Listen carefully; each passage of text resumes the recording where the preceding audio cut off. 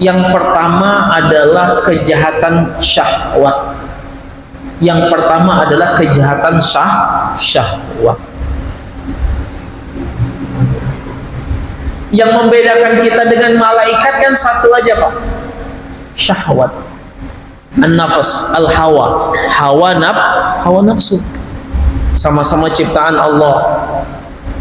Sama-sama Tuhannya Allah. Sama-sama nabinya Allah. Ya. Malaikat diciptakan tidak punya hawa nafsu sehingga imannya stabil. La ya'sunallah yaf'aluna ma yu'malun. Yang dikerjakan apa yang diperintahkan Allah. Yang kedua, tidak bermaksiat kepada Allah. Kenapa? Nggak ada hawa nafsu. Nggak ada hawa nafsu. Manusia diciptakan oleh Allah memiliki hawa nafsu, ada keinginan. Inna nafsa la ammaratun bisu, kata Allah. Sesungguhnya hawa nafsu itu lebih cenderung membawa kita kepada kemungkaran, Bapak Ibu. Namanya hawa nafsu. Ya. Walaupun an-nafs, ya. Nafsu itu dibagi-bagi lagi.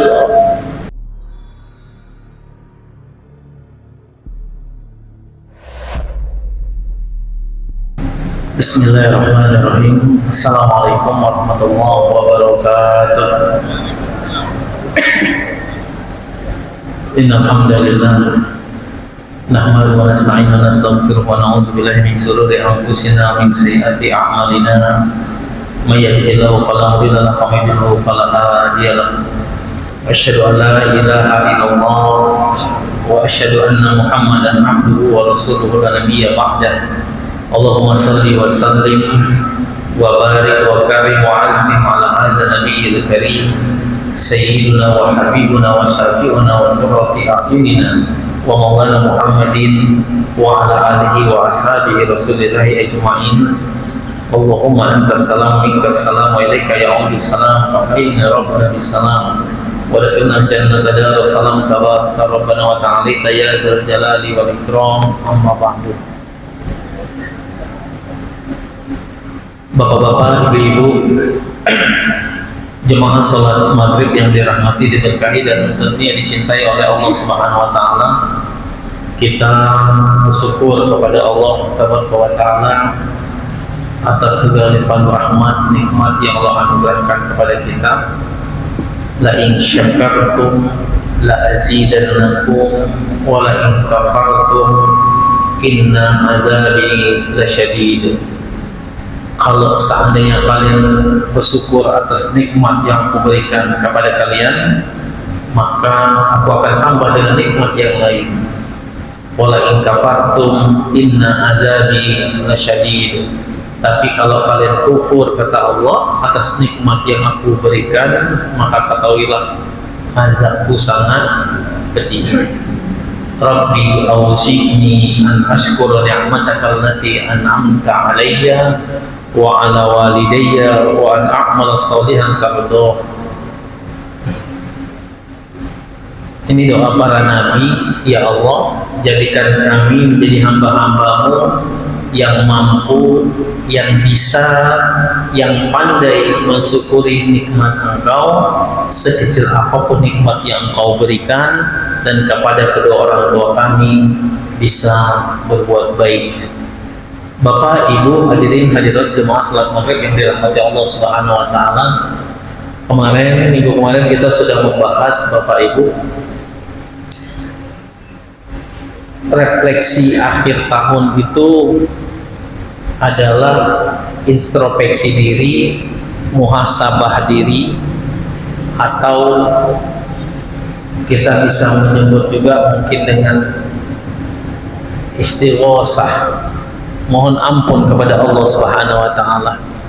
Yang menjadi catatannya adalah apakah boleh akhir tahun itu muhasabah? Boleh.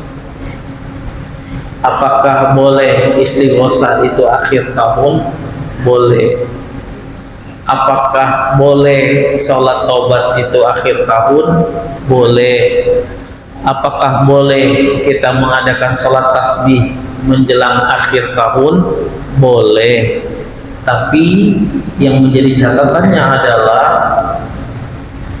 muhasabahnya orang yang beriman, introspeksinya orang yang beriman, istighosahnya orang yang beriman bukan menunggu akhir tahun, tapi setiap waktu. Setiap waktu dia muhasabah, setiap waktu dia introspeksi diri, setiap waktu dia istighosah, mohon ampun kepada Allah Subhanahu wa taala. Istighfar kita habis sholat itu Bapak Ibu itu istighosah. Istighfar kita setiap habis sholat, man istaghfara salasan fi kulli duburi sholat. Istighfar kita setiap habis sholat itu adalah istighosah, mohon ampun kepada Allah. Jadi setiap saat, anytime, kapan saja, di mana saja, tidak menunggu akhir tahun, ya. Tapi apakah akhir tahun itu salah? Enggak, benar, semua benar. Tapi introspeksi muhasabahnya orang yang beriman adalah setiap saat. Bapak Ibu, kita sudah membahas bahwasanya Rasulullah SAW mengingatkan kita, la tuksirud dhahik, jangan kalian memperbanyak tertawa, fa inna kasratud dhahika tumitul qalba, karena tertawa yang terbahak-bahak itu adalah hal yang mematikan hati. Hati bisa mati gara-gara tertawa yang terbahak-bahak.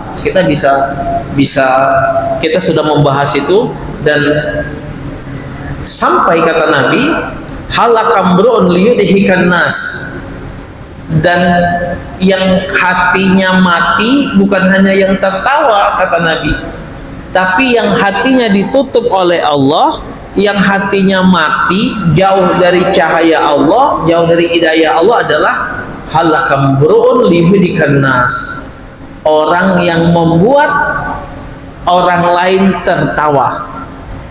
Orang yang membuat orang lain tertawa. Jadi yang tertawa dan yang membuat cerita sehingga orang tertawa, kedua-duanya disebut oleh Nabi Muhammad SAW adalah orang yang hatinya dicabut dari nur Allah.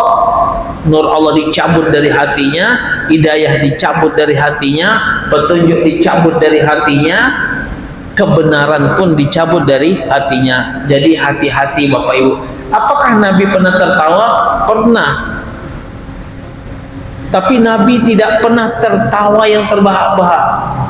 Apa yang disebut tertawa yang terbahak-bahak? Bagaimana indikasinya? Kita udah bahas, meneteskan air mata ketika dia tertawa, ya. Dia sampai menutup matanya ketika dia tertawa, dan lain-lain sebagainya. Bapak Ibu yang dirahmati Allah Subhanahu wa taala, refleksi yang kedua adalah kita tazkiyatun nufus. Kita diperintahkan oleh Allah dan Rasulullah sallallahu alaihi wasallam di tazkiyatin nufus, untuk membersihkan hati, membersihkan diri. An-nufus itu anfus, an-nafas, diri. Dari apa? Yang pertama adalah kejahatan syahwat. Yang pertama adalah kejahatan syahwat. Yang membedakan kita dengan malaikat kan satu aja Pak, syahwat. An-nafas, al-hawa, hawa nafsu.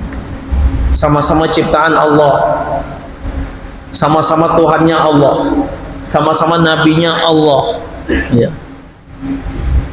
Malaikat diciptakan tidak punya hawa nafsu sehingga imannya stabil. La ya'sunallah yaf'aluna ma yu'marun, yang dikerjakan apa yang diperintahkan Allah. Yang kedua, tidak bermaksiat kepada Allah. Kenapa? Nggak ada hawa nafsu. Nggak ada hawa nafsu. Manusia diciptakan oleh Allah memiliki hawa nafsu, ada keinginan. Inna nafsa la ammaratun bisu, kata Allah. Sesungguhnya hawa nafsu itu lebih cenderung membawa kita kepada kemungkaran, Bapak Ibu. Namanya hawa nafsu, ya. Walaupun an-nafs, ya, nafsu itu dibagi-bagi lagi. Ada nafsul ammarah, ada nafs al-munkarat, ada nafs hawa nafsu yang al-mutmainnah. Ya ayatuhan nafsul mutmainnah irji'i ila rabbiki radiyatan mardiyah. Selanjutnya ya. Tapi selama kita bisa terjebak, selama kita tidak bisa mengendalikan diri, berarti yang menang itu apa? An-nafsul ammarah. Inna nafsa la'ammaratun bisu'.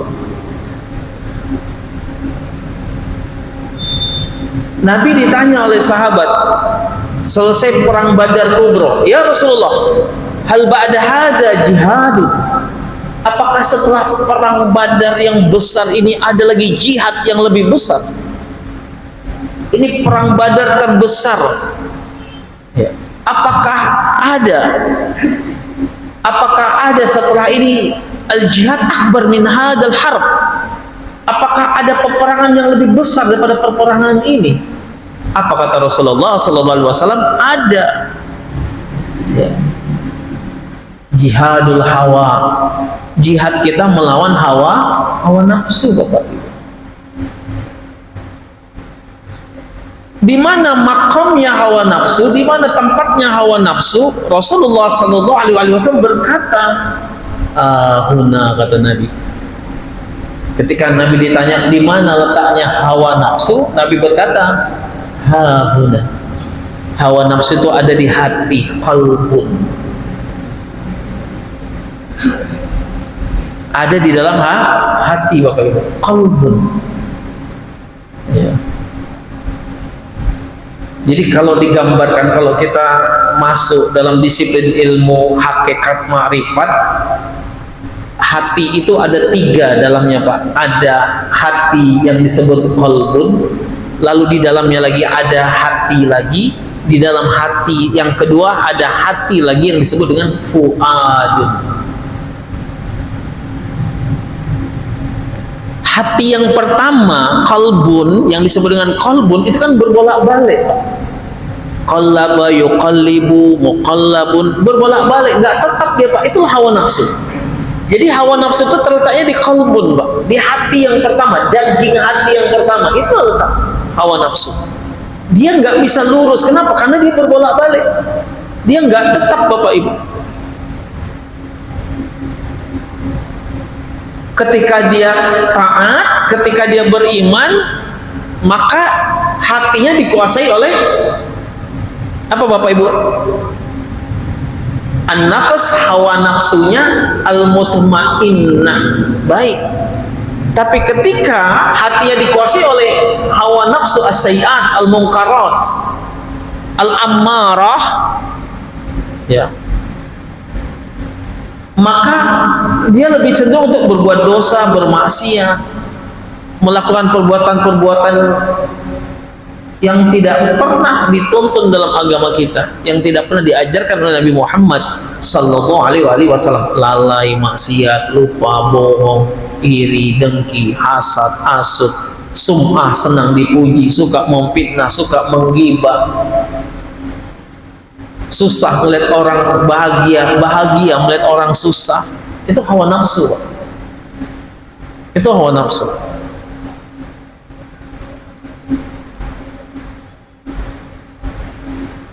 Alaikum bitazkiyatun nufus, maka wajib bagi kita, kata Nabi, untuk membersihkan diri kita, membersihkan hati kita dari hawa nafsu.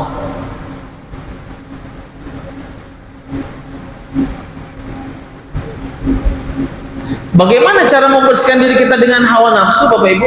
Yang pertama, Pak, yang pertama kita harus paham betul, harus tahu betul, membedakan mana keinginan, mana kebutuhan, Pak.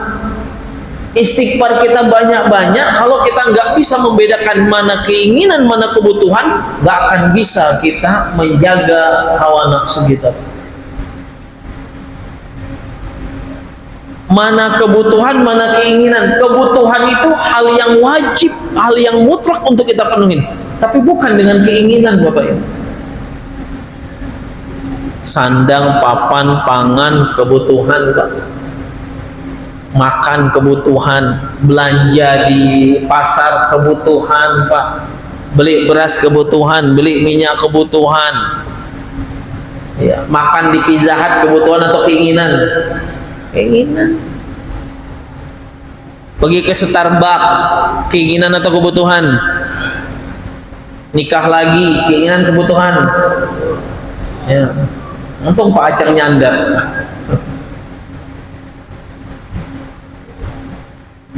Udah punya mobil satu, kepengen punya mobil dua, kebutuhan atau keinginan? Keinginan, Pak.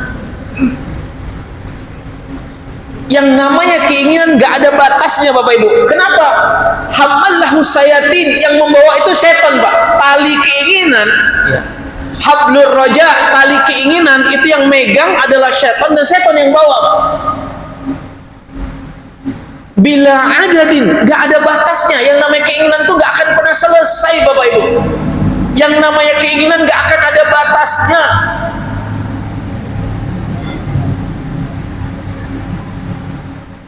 Jadi warga di perumahan kepingin jadi RT, udah jadi RT kepingin jadi RW, udah jadi RW kepingin jadi anggota dewan, udah jadi anggota dewan kepingin jadi wali kota, udah jadi wali kota kepingin jadi habis itu ketangkap KPK.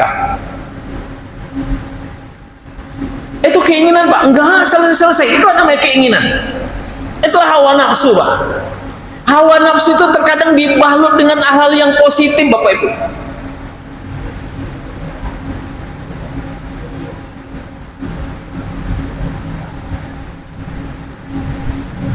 Makanya Allah katakan la tulbisul haqqo bil batil. Jangan kalian selimutin, ya, yang baik ini jangan diselimutin dengan kebatilan, yang batil jangan diselimuti dengan kebaikan. Wa qul ja'al haqqu wa zahaqal batil innal batila kana zahuqa. Jelas tuh, Pak. Itu keinginan, Pak, nggak habis-habis. Kenapa? Yang megang talinya setan, Pak. Setan itu kalau belum terjerumus betul, Pak, nggak akan dilepas. Udah terjerumus pun masih dipegang oleh setan, Bapak Ibu.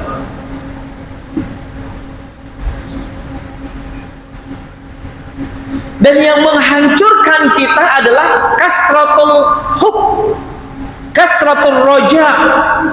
Yang menghancurkan manusia adalah banyaknya keinginan. Itu yang menghancurkan, Bapak Ibu. Suaminya kerja baik-baik, istrinya kepingin punya ini, kepingin punya ini. Dia tahu suaminya pegawai biasa, golongannya hanya golongan 3. Ya, gaji dengan tunjangan bla bla bla, bisalah sampai 17 juta, tapi kepingin punya mobil, kepingin punya rumah lagi, kepingin jalan-jalan ke luar negeri, kepingin ini, kepingin ini, kepingin ini. Akhirnya terjebak di dalam kebatilan yang dibungkus dengan kebaikan. Dan Allah ingatkan kita, Nabi ingatkan kita, jangan kalian bungkus sebuah kebatilan hawa nafsu kalian dengan kebaikan, seolah-olah itu baik.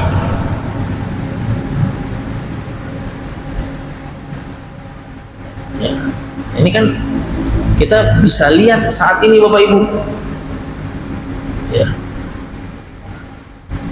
Ini kalau seandainya kursi di Masjid Al-Uswah ini, Pak, bisa menghasilkan uang, Pak, ini jadi rebutan nih.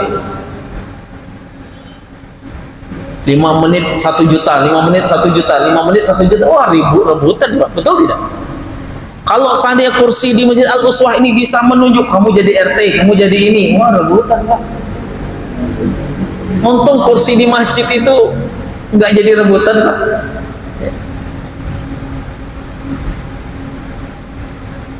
Dibalut, yang anak jadi ini, istri jadi ini, suami jadi ini, apa lagi, Pak? Cucu jadi, lalu dibalut, dibingkai. Kalau memang punya SDM sah Pak, nggak boleh kita pungkiri. Mau suami, mau anak, mau istri, mau menantu, mau cucu, kalau dia memang memiliki SDM yang memang mumpuni dan memang layak, ya silakan Pak.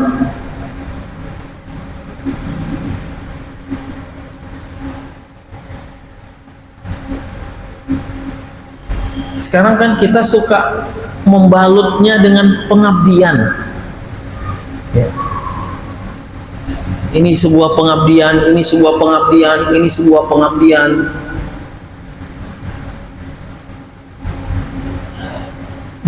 Boleh Pak, kalau kita memiliki kemampuan di dalamnya. Tapi ketika kita tidak memiliki kemampuan di dalamnya, nggak boleh. Gimana ketika salah seorang sahabat Khalid bin Walid itu pernah kepada Nabi minta ditunjuk menjadi panglima perang Pak. Awal-awal masuk Islam Pak, pernah, ya Rasulullah, aku kepingin membalas kejahatanku untuk memerangi orang-orang kafir Quraisy. Apa kata Nabi? Belum saatnya engkau, belum. Jadi jabatan itu bukan untuk diminta, tapi diberi Pak, diberi, diamanahkan, bukan untuk diminta.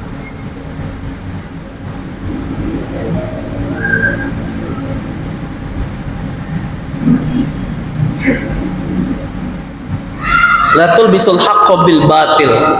Yang sering terjadi adalah ketika kita kepingin sesuatu, ingat, kepingin, bukan kebutuhan, kepingin sesuatu. Artinya hawa nafsu kita kepingin kita A, apapun jalannya akan kita lakukan Pak. Apakah jalannya itu jalan yang benar, ihdinas siratal mustaqim, atau jalannya itu jalan yang tidak benar, waladhdallin, tetap aja kita laluin. Ya.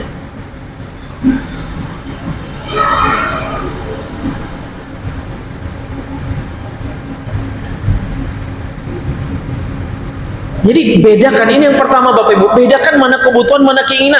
Yang menghancurkan kehidupan kita keinginan, yang menghancurkan rumah tangga itu keinginan. Perpisahan suami dan istri juga sebagian besar dikarenakan keinginan yang berlebihan, yang tidak sesuai dengan kemampuan.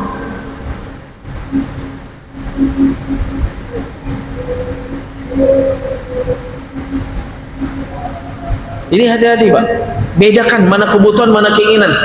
Ya. Ustaz, emang nggak boleh punya keinginan? Boleh, cita-cita Pak. Al-muna. Ada dalam mahfuzat dikatakan, gantungkan cita-citamu setinggi langit, tapi ingat, inna qadamaika fil ardi. Tapi ingat, kedua kakimu menapak di bumi. Jangan ikut terbang. Hati-hati dengan keinginan Bapak Ibu.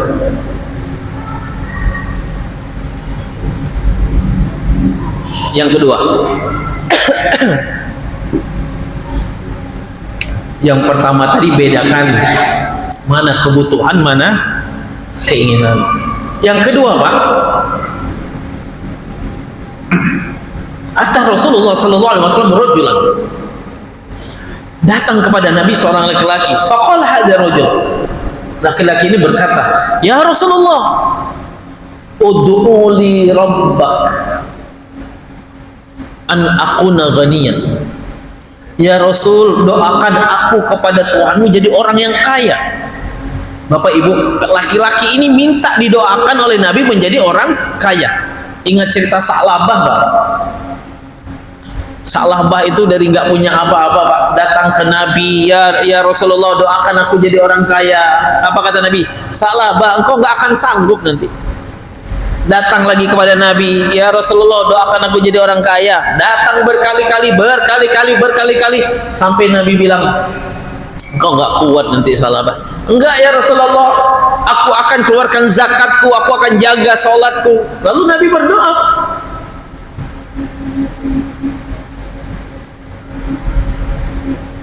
Allahumma jal Sa'labata minal aghniya.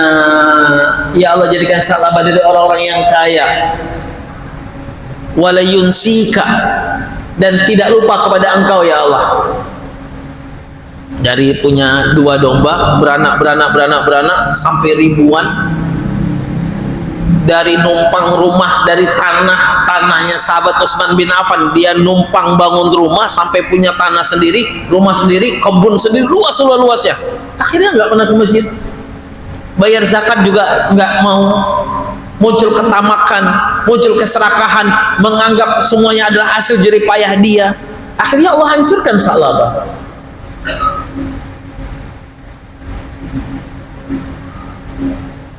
Allah binasakan Sa'labah, habis semuanya.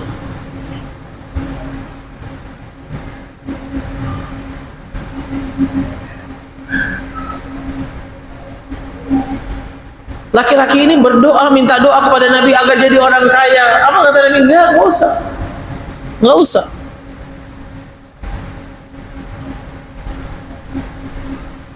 Lalu Nabi mendoakan dia apa? Min ahli sedekah, min ahli zakah.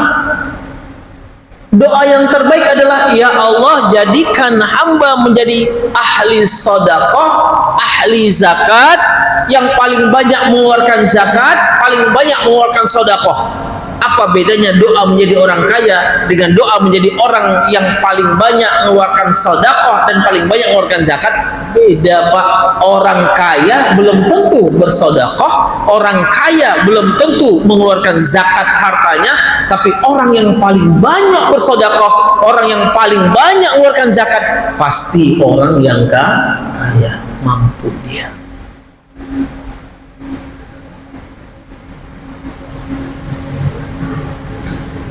Dan keindahan hidup di dunia ini, Bapak Ibu, bukan karena harta, Pak.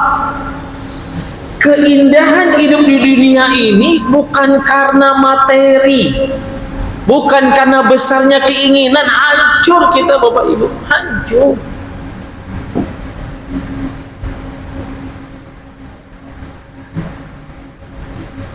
Contoh nih, dalam rumah tangga, Pak, ketika diuji dengan sakit, ini masih bertahan nih, Pak. Ketika diuji dengan meninggal dunia, anak meninggal, orang tua meninggal, ini masih jalan, Pak. Tapi ketika diuji dengan wa naqsim minal amwal, diuji dengan ekonomi yang jatuh, usaha yang bangkrut, mulai goyang, Pak. Mulai dia goyang. Kenapa? Karena barometer dunia kita adalah harta. Ketika barometer dunia ini adalah materi dan harta, Bapak Ibu, siap-siap. Siap-siap. Apa yang harus kita siap-siapkan? Kehancuran. Fantajirus sa'ah. Tunggu kehancuran, kata Nabi. Tunggu kehancuran.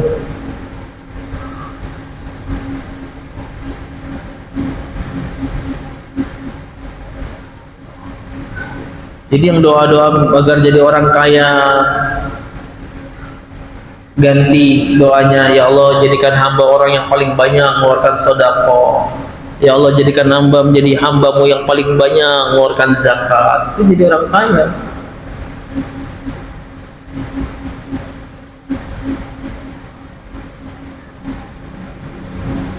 Laki-laki ini datang bukan didoakan dia jadi orang kaya, tapi Nabi mendoakannya menjadi orang yang paling banyak sedekah, orang yang paling banyak mengeluarkan zakat.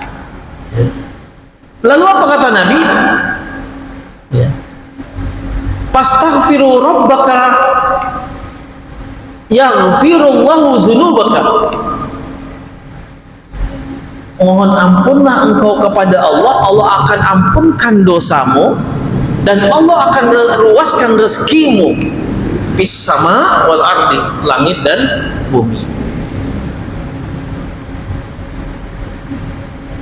Allah akan luaskan rezekimu dari langit dan bumi.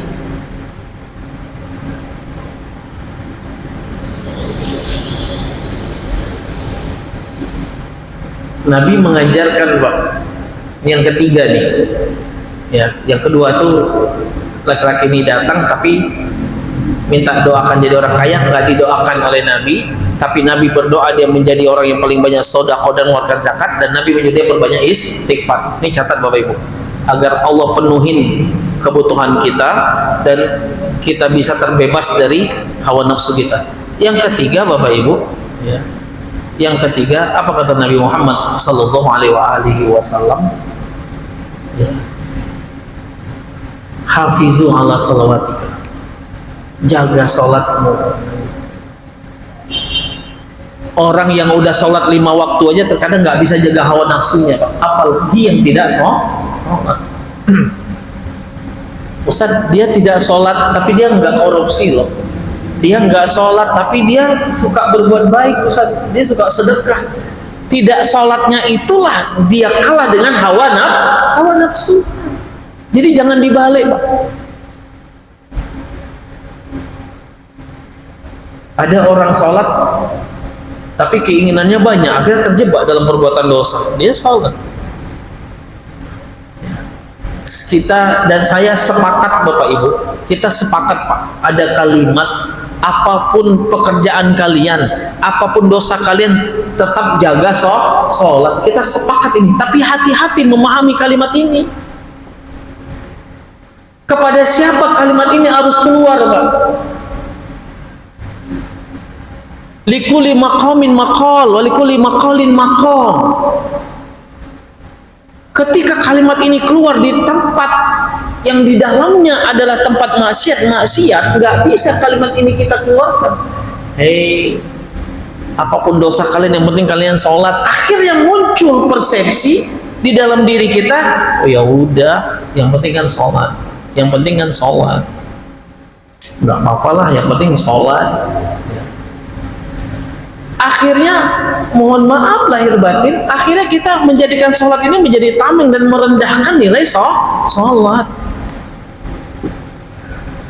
Yang dimaksud oleh Nabi, Bapak Ibu, wahafizu ala salawatikum, dan jaga sholat engkau, jaga sholat kita, kata Nabi. Kepingin berhasil, jaga sholat, Pak. Apalagi sholat subuh, jaga betul.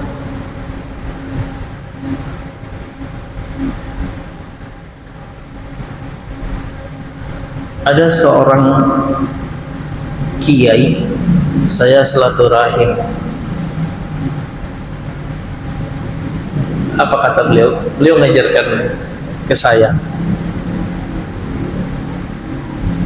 Dedi, jangan tinggalkan 4 ibadah sunnah ini, selain salat wajib dan salat rawatib, ba'diyah, qobliyah. Tapi salah satunya ada dalamnya. Jangan tinggalkan 4 ibadah ini selain yang wajib. Saya tanya, apa kiai? Beliau udah sepuh, udah tua. Yang pertama, jangan tinggalkan tahajud.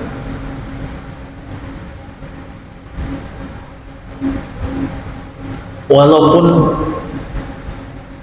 udah mendekati subuh dan itu belum azan, salat walaupun rakaatain, walaupun hanya 2 rakaat. Jangan tinggalkan tahajud. Yang kedua, jangan tinggalkan qobliyah subuh. Jangan tinggalkan qobliyah subuh. Raka'ataini minal fajr khairu minad dunya wa fiha. Qobliyah subuh itu lebih baik daripada dunia dan isinya, Bapak Ibu. Walaupun Bapak Ibu bangunnya terlambat, nggak bisa ke masjid, misalkan bangun jam 5, sekarang kan azan subuh cepat, Pak. Bangun jam 5 atau bangun jam setengah 6, ambil wudhu, qobliyah dulu. Qobliyah dulu. Selesai qobliyah, ya, selesai qobliyah baru sholat subuh. Yang ketiga, jangan tinggalkan sedekah subuh.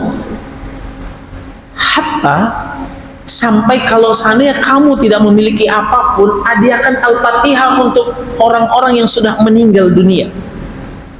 Hadiahkan Al-Fatihah ketika udah nggak ada lagi apa yang mau disedekahkan. Mau sedekah uang udah nggak ada. Nggak ada lagi yang bisa disedekahkan.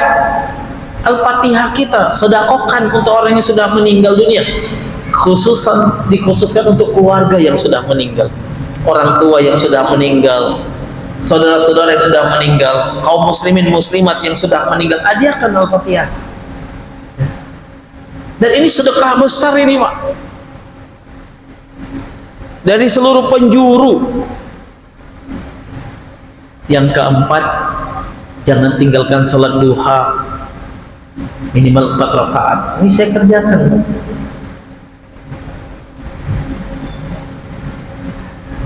Saya amalkan.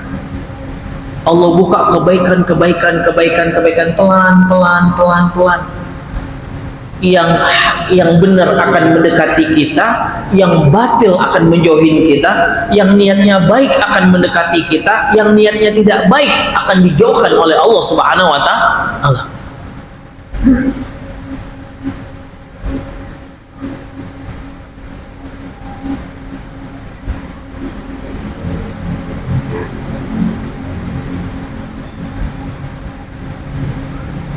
Kalau kita kepingin dunia Bapak Ibu, tapi jangan jadikan dunia ini menjadi barometer kedamaian, keindahan, karena dunia sementara Bapak Ibu. Dunia ini sementara. Dunia ini sementara, enggak abadi Bapak Ibu. Yang keempat Bapak Ibu, apa kata Nabi? Nabi mengajarkan kita, wala takun zonnaka su'an li ikhwatika. Jangan pernah bersangka kepada orang lain dengan sangka yang tidak baik. Jangan bersuuzon kepada orang lain, jangan sangka kepada orang lain. Makna yang kedua dari kalimat ini adalah jangan pernah merendahkan orang lain. Bisa jadi orang yang kita anggap rendah, orang yang kita anggap tidak ada nilai, dia yang lebih dimuliakan oleh Allah Subhanahu wa Ta'ala, Bapak. Innallaha la yanzuru ila ajsamikum wala ila suwarikum. Allah enggak melihat model pakaian kita, tampang tubuh kita. Allah enggak nilai itu.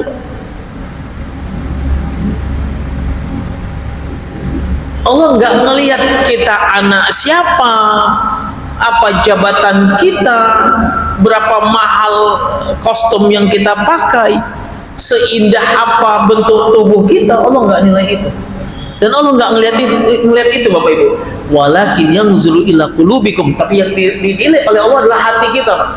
Hati yang mana? Bukan kolbun tadi, Pak, tapi hati yang paling dalam yang disebut dengan fuad. Itu yang dinilai oleh Allah Subhanahu wa Ta'ala. Hati kecil, nurani Bapak Ibu.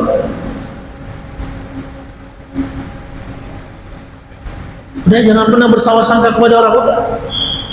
Jangan pernah berburuk sangka kepada orang lain, jangan pernah merendahkan orang lain. Seorang pelacur saja masuk ke dalam surga hanya gara-gara ngasih minum anjing, Pak. Seorang pelacur tunasusila wanita malam masuk surga gara-gara ngasih minum anjing. Seorang ahli ibadah Bapak Ibu masuk neraka gara-gara apa? Riya, sombong.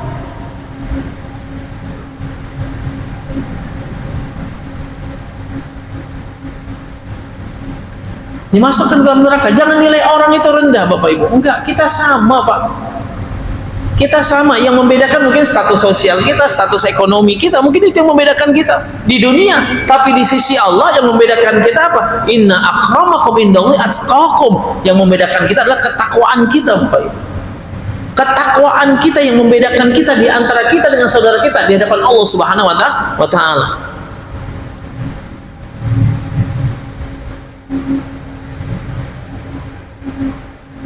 Kita kan dapat undangan 2 nih Pak, contoh. Yang satu yang undang tetangga, undangannya tulis pakai tangan, beli di Pinang Lestari, tulis pakai tangan. Yang satu yang undang pejabat Pak, undangannya bagus ya. Allah sedang menilai kita saat itu. Allah sedang menilai kita saat itu.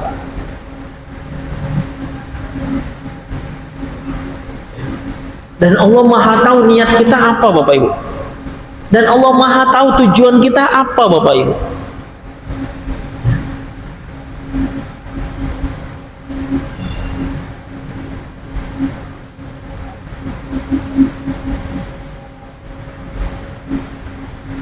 Maka indahnya instrumen kehidupan di dalam Islam lihat di masjid Pak, yang datang pertama dapat jatah di depan, yang datang telat dapat jatah di belakang. Itu indah, sesuai dengan porsinya masing-masing Bapak. Jangan pernah merendahkan orang lain, jangan pernah menghina orang lain ya.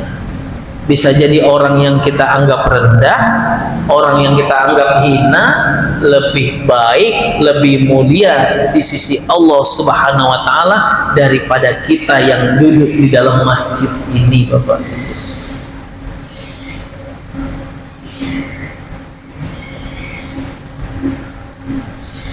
Wah, kita alim, orang alim dimasukkan dalam neraka Pak, gara-gara apa? Sombong. Bahkan seorang ahlul Quran dimasukkan ke dalam neraka Pak. Dia hafiz Quran, dia hafal Quran, tapi dia sombong dengan hafalan Qurannya. Hafalannya bukan menjadikan dia menjadi hamba yang tawadu, yang rendah hati, tapi menjadi orang yang temperamental, yang sombong dengan ilmunya, sombong dengan pengetahuannya, sombong dengan hafalannya. Akhirnya Allah masukkan ke dalam neraka Bapak Ibu. Apa sih yang mau kita sombongkan hidup di dunia ini Pak? Kalau udah mati sama Pak ya, kain kafan juga bungkusnya Bapak Ibu ya. Jadi 4 ini Pak yang diperintahkan oleh Nabi Muhammad SAW untuk kita memperbaiki hati kita. Ada pertanyaan, saya silakan.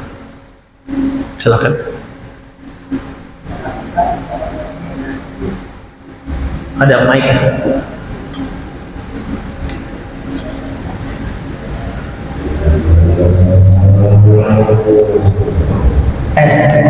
Assalamualaikum warahmatullahi wabarakatuh. Waalaikumsalam. Terima kasih atas waktu yang diberikan. Ustaz, sebagaimana Ustaz sampaikan, jangan tinggalkan salat kemudian subuh. Baik. Bagaimana Ustaz? Misalnya selama ini kita lakukan, tahu-tahu ada di hari ada Ustaz mengatakan boleh kalau kita buru-buru, bahkan kita tidak mendapati salat subuh itu pas ada salat, boleh itu setelah salat subuh kita harus salat kemudian. Yang pertama. Yang kedua, ada undangan asar tetangga misalnya. Yang pertama sebelum asar kita undang tetangga 100 meter kira-kira. Nah, kita lakukan insya Allah. Tahu-tahu setelah asar sebelumnya binatang rumah di asar gimana? Terima kasih. Assalamualaikum warahmatullahi wabarakatuh. Yang pertama, hati kullazi haqqin haqqah.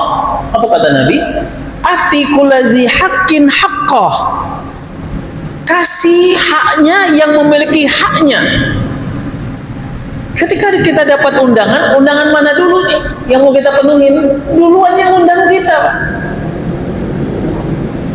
Saya sering ngadapin ini Pak. Saya diundang ke satu tempat di Bintan paling ujung Pak, itu nggak dapat amplop Pak. Kalau pulang itu dikasih kerupuk, dikasih ikan teri, ikan asin, nggak ada amplopnya Pak. Apa kata beliau? Ustadz, kami ini ngundang udah sekian banyak, yang datang ya Ustadz. Satu ketika saya dapat 2 undangan. Pertama di sana, yang kedua yang ngundang gubernur Pak. Acara di aula.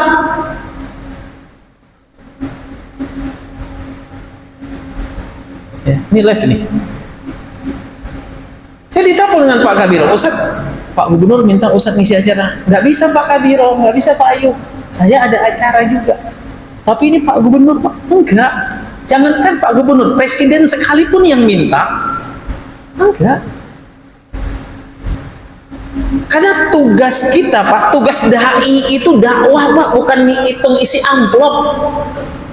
Saya baru tahu Al-Uswah ini isi amplopnya berapa semenjak ada tanda tangan Pak. Kalau nggak tahu. Majlis taklim ngasih berapa itu nggak tahu Pak. Sekolah ngasih berapa nggak tahu. Ya. Sampai ngisi hari Rabu pagi tempat Pak Edi di room RSAL tuh nggak tahu isi amplopnya berapa Pak. Kecuali kalau acara lantamal itu amplopnya ada tulisan lantamal. Ngisi di Kejati amplopnya ada tulisan Kejati Pak. Ngisi di Polres amplopnya ada di Polres. Ngisi Pemprov, Pemkap ada amprah tanda tangan. Tahu Pak. Kalau udah ngisi lantamal itu senyum-senyum aja. dapat amplop masukkan kaleng, Pak, masukkan kaleng. Tugas Ustadz bukan melihat isi amplop, tugas Ustadz dakwah, udah dakwah aja. Kenapa? Ketika dapat amplop dibuka, isi yang nggak sesuai hati, diundang lagi nggak mau, Pak.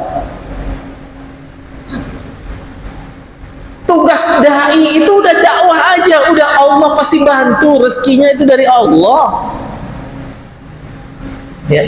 Walaupun dalam hati, ya Allah sayang juga ya Allah, lumayan 2.500.000 ya Allah.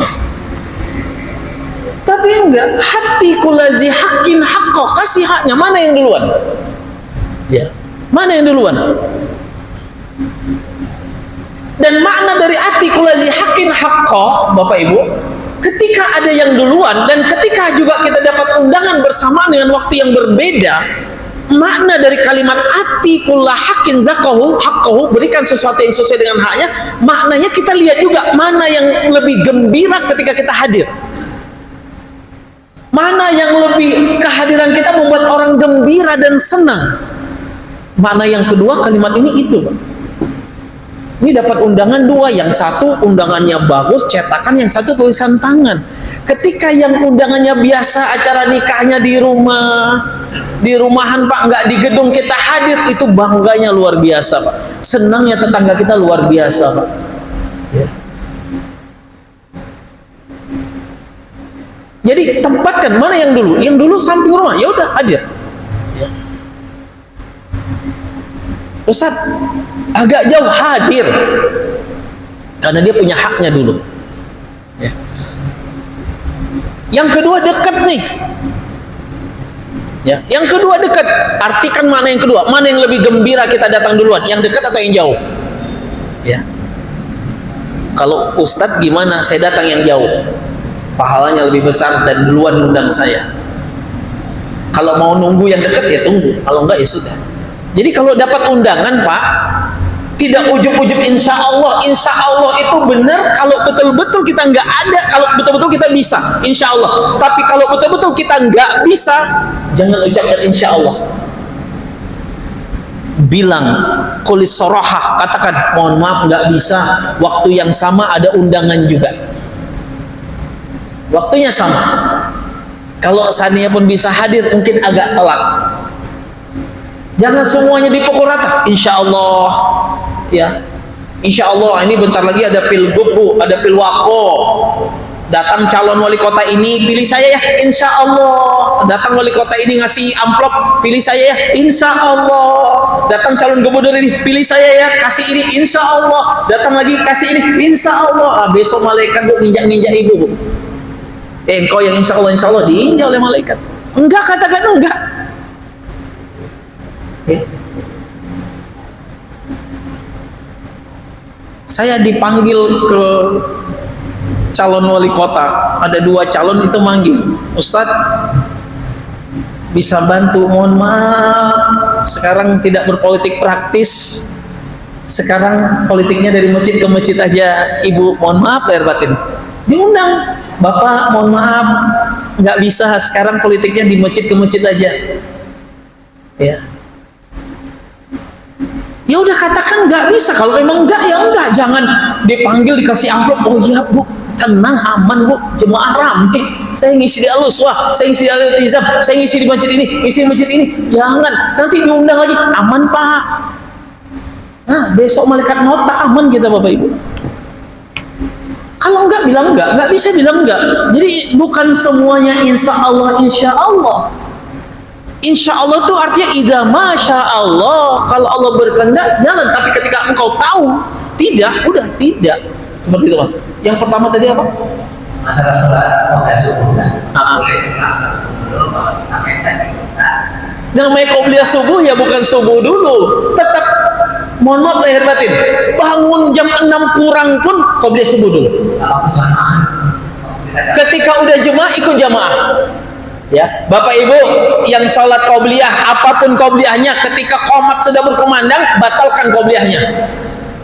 Sholat wajib lebih berhak ditunaikan daripada qobliyah. Makanya biar nggak benturan, datangnya awal. Nah, gitu Mas. Paham ya? Ya, pernah saya dengar itu ada orang mengatakan boleh kita sholat subuh dulu, Pak. Sholat ya. Subuh dulu baru qobliyah. Iya. Nggak ada sholat namanya qobliyah ya sebelum subuh. Nggak ada ba'diyah subuh. Hah? Apa? Gimana bang? Kasih mic. Maksudnya di nanti program sebelum karena sudah kamu melakukan dulu setelah baru selesai. Baru qobliyah. Saya tanya qobliyah itu artinya apa? Sebelum. Kodok Nggak ada kodok dalam qobliyah, dalam surah salat nafilah rawatib nggak ada kodok. Nggak ada kodok.